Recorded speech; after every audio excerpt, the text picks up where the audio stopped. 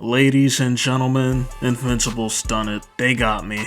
I was afraid the show was gonna pussy out and avoid this plotline, but it looks like we're actually gonna get it. Thank God one of the best moments in the Invincible comics is gonna get adapted. That being said, I can already hear the complaints. Whether you're a comic book reader or a show-only person, you're going to feel a bit of discomfort. But if you ask me, it's nice seeing a show not censoring its source material. Oh no, I'm I'm not talking about this at all. The lobster crustacean fucking arc is still alive. It's alive, baby. I'm not gonna lie, the last episode had me thinking with Zoe that the show was gonna change the direction that it was heading down, but even just for the jokes, it's nice to see that they actually might go for it. If you know, you know. There's been a lot of good shows coming out, man, a lot of good food to enjoy. The Boys is back with 2 fresh episodes, Daredevil's been doing their shit this season thus far, and oh yeah, dropped another great episode.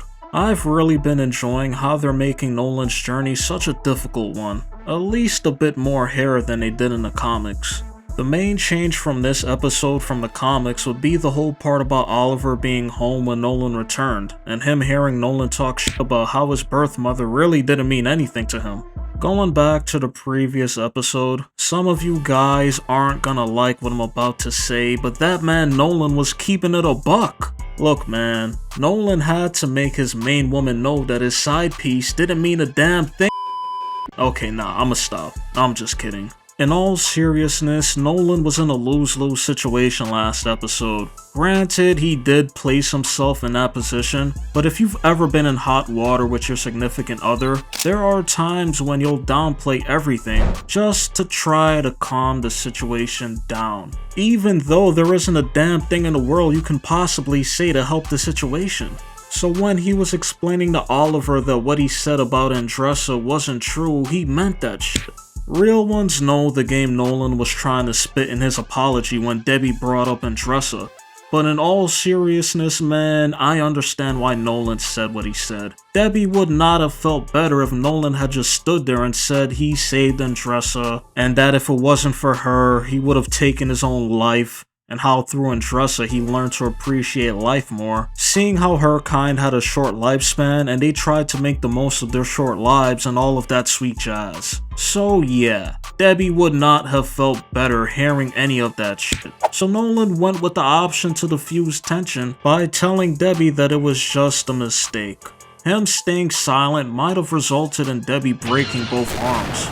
No bullshit though, when Oliver said that he heard what Nolan had said, I said this show really is on that Nolan timing. Like he can't catch a break. And despite him being my favorite character in Invincible, I love every moment of it. He's supposed to get a lot of shit for his actions in the eyes of everyone else. The majority of this episode between Oliver and Nolan was essentially Oliver being like, "Fuck you, Dad. You can't tell me what to do." Like a spoiled, rebellious suburban kid who never got a spanking a day in their life. Shit, even with this exchange right here, he's lucky that wasn't Nolan from season 1. He would have punched Oliver straight in his shit. Also, like right here, what the fuck you mean you're not hungry? After I got swallowed up by an alien and had to burst through its guts to get something for you to eat? You ungrateful ass ant. Yeah, I know that shit must have been difficult for Nolan to deal with. Not to mention the fact that he called the kid's mother a mistake that meant nothing to him, and how he caused others on the kid's planet to be killed. If you love Nolan as much as I do, you probably wanted Oliver to at least hear him out so that he could explain himself, but at the same time, you might understand why Oliver isn't allowing him to try and repair the situation. Now, as you can see from the title, I'm a Nolan Apologist. Yeah, he's done some fuck shit, but it never made me hate his character. Not even for a bit. Okay, maybe when he called Debbie a pet because that was kind of fucked up, but otherwise, no. The man had nearly 10,000 years of Viltrum teachings, discipline, and the utmost devotion to the cause. Yet he's supposed to turn on all of that just off of the brief 20 years that he had on Earth? Trust when I say that I'm not trying to make this more than what it is, but if you look at religion alone, whether you believe in any of it or not, you'll realize how stubborn some people are in what they believe in. It doesn't matter how strong arguments are made to oppose their beliefs. Even if they don't have a single retort, they're still gonna remain steadfast in their faith because it's all that they know. Now amplify that with someone who's nearly 1,000 years old, who also isn't human, and you see just how insane Nolan changing sides truly is. Normally, I'd make a joke about how people get triggered by the actions of a character and try to apply human ethics on a being that isn't human, but maybe another time. Because of all the harm Nolan's done, no one gives a hot fuck about him and how he feels. I mean, sure, Alan does, but not the people that he actually loves. The ones he loved don't really know how he was raised and how lonely it was being a Viltrumite and living through to see his kind be on the brink of extinction, nor how he feels conflicted in taking part of a war to eradicate the rest of his kind. If you would place other characters from other stories in Nolan's same position, they'd be running back to the other side. Loyalty for 20 years versus loyalty for over 900 years, that's really a difficult thing to overcome.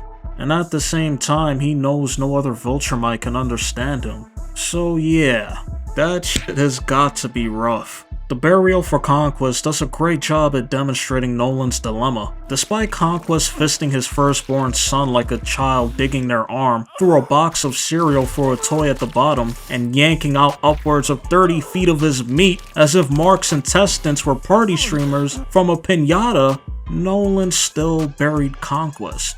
Oliver, on the other hand, was like, fuck him and his burial, you have no idea the damage that he did back on Earth. And hey, even if Nolan did know what Conquest did back on Earth, Nolan knows that he himself did a pretty bang up job there anyway.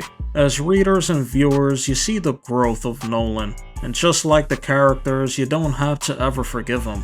I've said it before, but redemption arcs are overrated as fuck. Don't get me wrong, I love them. One of my favorite characters of all time in Thorfinn from Vinland Saga, who has the best redemption arc that I've ever seen.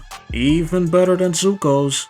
Fight me about it. But I'll die on this hill. I don't need to forgive a damn thing you've done if I'm invested in your character.